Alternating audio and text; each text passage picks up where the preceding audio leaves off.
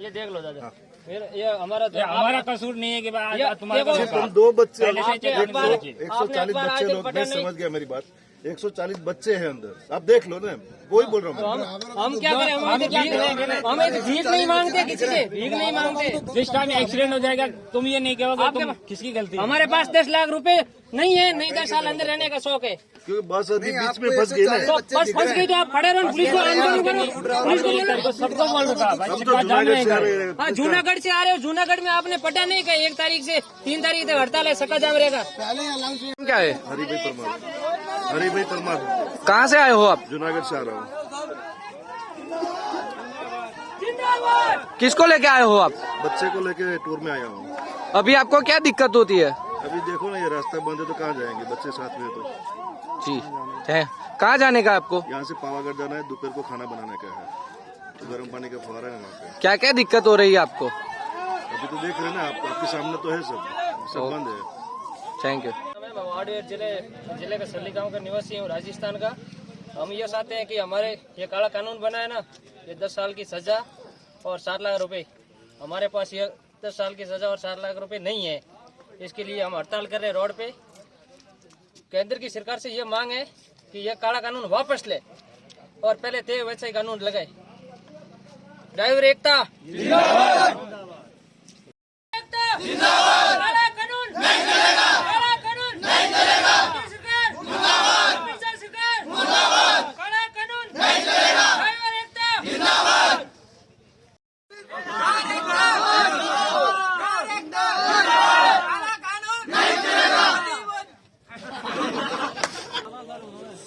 कानून के लिए चक्का जाम हुआ है। कानून क्या हुआ आपको सभी को पता है। के 4 आपको पता नहीं है? नहीं, 4 व्हीलर के लिए कानून बनाया गया है। हाँ, ये देख लो, ये काला कानून 1 से 3 तारीख तक ट्रांसपोर्ट और ड्राइवर की हड़ताल रहेगी। इसमें 10 साल की कोई बाइक वाला अंदर घुस गया ना हमारे, वो मर गया ना, 10 साल की सजा और 7 लाख रुपए जुर्माना। तो हमारे पास 7 लाख रुपए नहीं है मेरे पास। आपने किसी का परमिट लिया? फिर हम हड़ताल करने वाले। पेपर में दे रखा है सर। नहीं, पेपर में न्यूज में दे रखा है, इसमें पहले लगाया।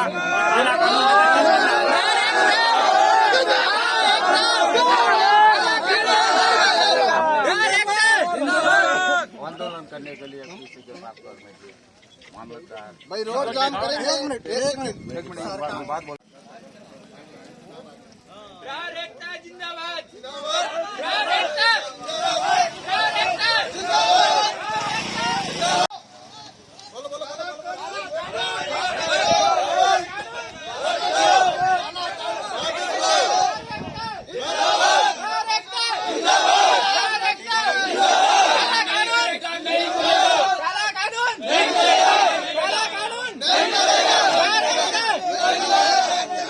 हमारी मांग ये है कि हम जो ड्राइवर लोग हैं वो सब गरीब आदमी है और हमारी रोजी रोटी के लिए हम लोग गाड़ियां चला रहे हैं। हमको कोई गाड़ी चलाने का शौक नहीं आ रहा है, हमारी मजबूरी है जो कि हम गाड़ी चला रहे हैं।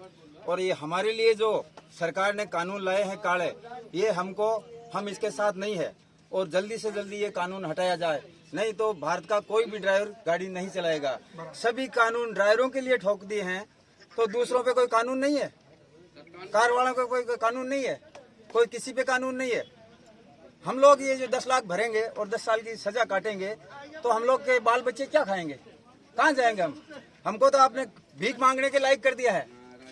हमारे हाथ में कटोरा होना चाहिए और देश में भीख मांगना चाहिए, इसलिए हमने आपको जिताए थे क्या? हमको ऐसा नहीं मालूम था कि आप ऐसा काला कानून लाएंगे, नहीं तो हम आपको वोट भी नहीं देते। और हम लोग ये कहना चाहते हैं कि आप लोग जल्दी से जल्दी ये अपना कानून है उसको मिटाइए और जैसे पहले था वैसे ही कर दीजिए, नहीं तो आपकी जो ये ट्रक लाइन है ये बिल्कुल भारत में चक्का जाम बंद हो जाएगी। धन्यवाद। मैं ड्राइवर एकता हूँ और आपका नाम और कहाँ से हो? मेरा नाम भैया खान है, मैं नागौर जिले से हूँ और लाडनू तहसील से हूँ। रताऊ गांव है मेरा, राजस्थान का हूँ मैं। ओके।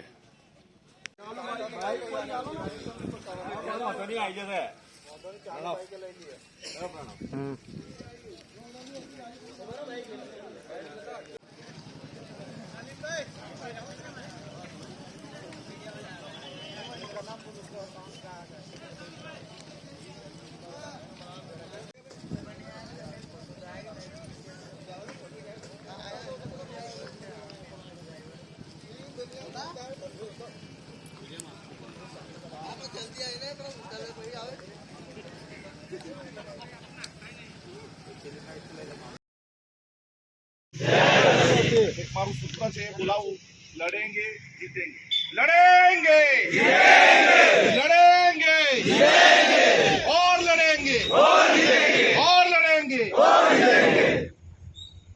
અલ્પેશભાઈ જોડે મારી આજે વાત થઈ એ પહેલા પણ મારી પાસે અન્ય સ્ટેટના કે મહારાષ્ટ્રના કેટલાક ડ્રાઈવરોનો ફોન બી ને વિડીયો પણ છે મારી પાસે આવ્યો કે ગુજરાતમાં પણ તમે આંદોલન ચાલુ કરો।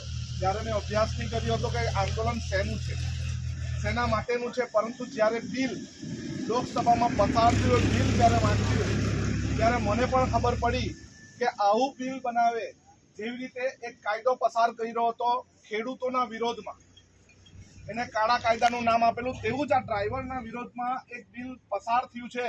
એ બિલને રદ કરાવવા માટે, એ કાયદાને રદ કરાવવા માટે આજથી આપણે વલસાડ જિલ્લામાં શ્રી ગણેશ કરીએ એવું કેવું તો ખોટું નથી। કોઈ પણ ડ્રાઈવર પોતાની ઈચ્છાથી કોઈને કચડી નાખતો નથી, કોઈ કરે એવું?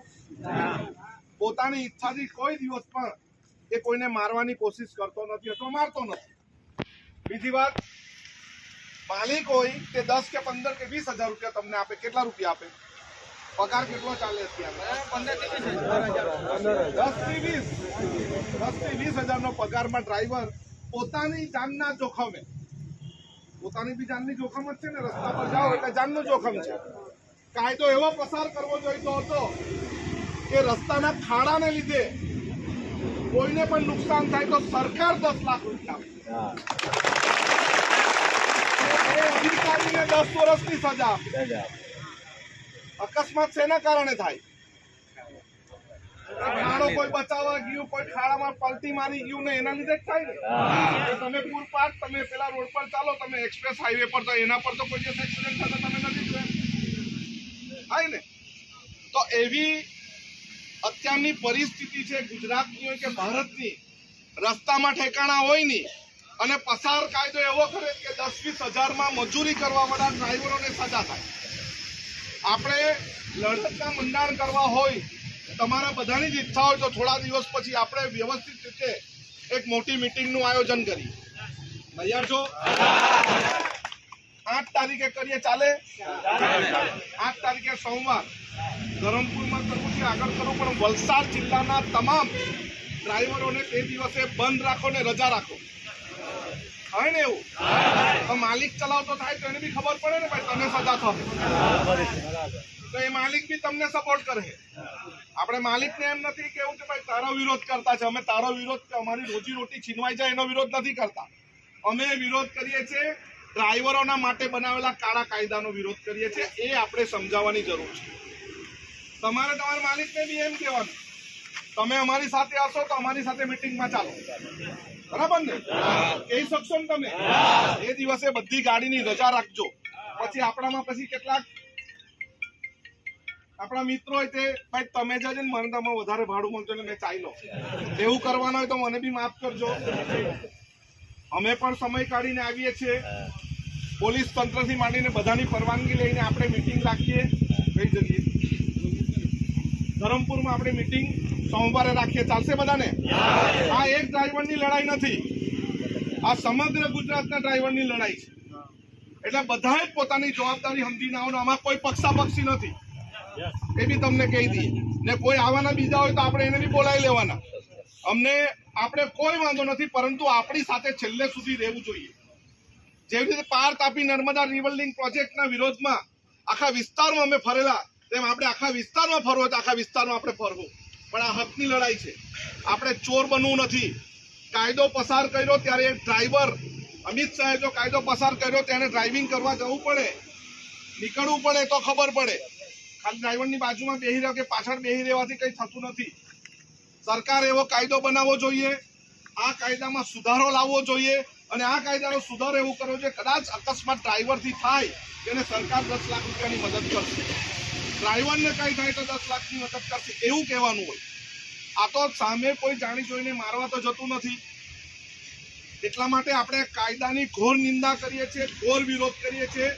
જ્યાં સુધી આ કાયદો ન બદલાય અથવા એમાં સુધારા ન લાવે ત્યાં સુધી આપણે સમગ્ર ગુજરાત અને ભારતમાં આંદોલન કરશું ને બધા.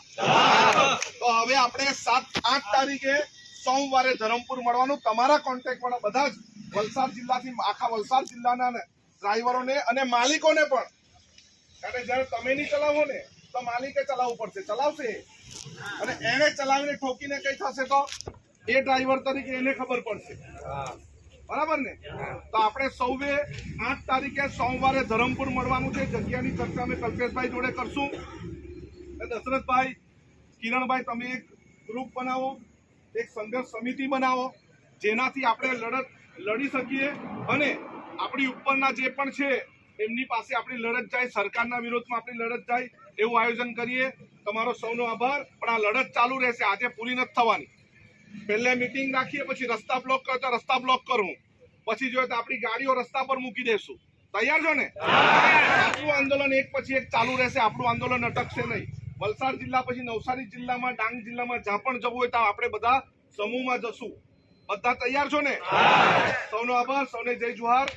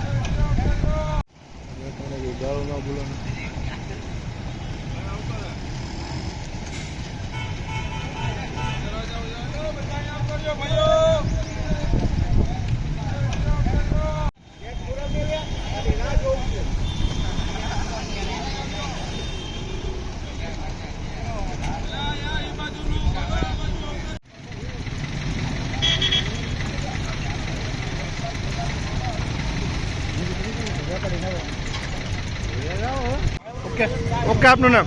રસુલભાઈ સૈયદ, ભાવનગર ટ્રાન્સપોર્ટ એસોસિએશનની અંદર અમે એટલું કહેવા માંગુ છું કે ડ્રાઈવરને જે અકસ્માતની અંદર 10 લાખનો જોગવાઈની એક હમણાં એ ઓલી કરી છે ને 10 લાખ રૂપિયા એને ભરવાના અને 10 વર્ષની સજા.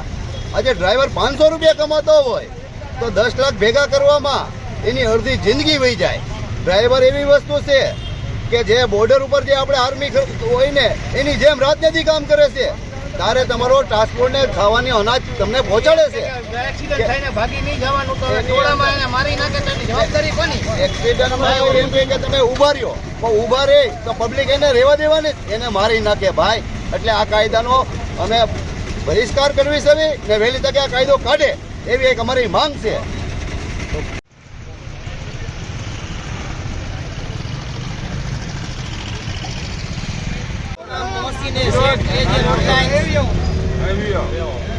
મોહસિનભાઈ, શું વિરોધ છે? કેવો કાર્યક્રમ? અમારો વિરોધ એ છે કે ભાઈ તમે અમિત શાહજી એમ કીધું છે કે ભાઈ એક્સિડન્ટ કરીને ભાગી જાય તો 10 લાખ રૂપિયાનો દંડ અને 10 વર્ષની સજા. તો એની કોણ ગેરંટી લેશે કે એને મારી નાખશે ચાલુ પબ્લિક? આવો કોઈ કાયદો હોય નહીં ભાઈ. આ કાયદો પાછો લ્યો. બધા મુખ્યમંત્રીને બધાને નિવેદન છે કે આવો કાળો કાયદો પાછો લ્યો ભાઈ. નકર પછી આમાં ગાંધી ચિંધ્યા માર્ગે બધું આંદોલન કરવામાં આવશે.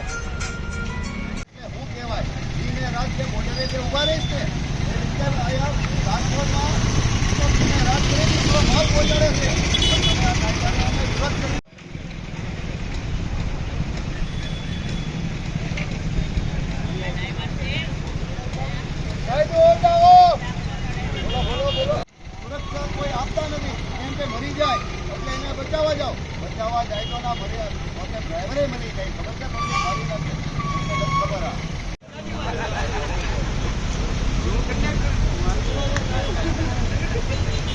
એક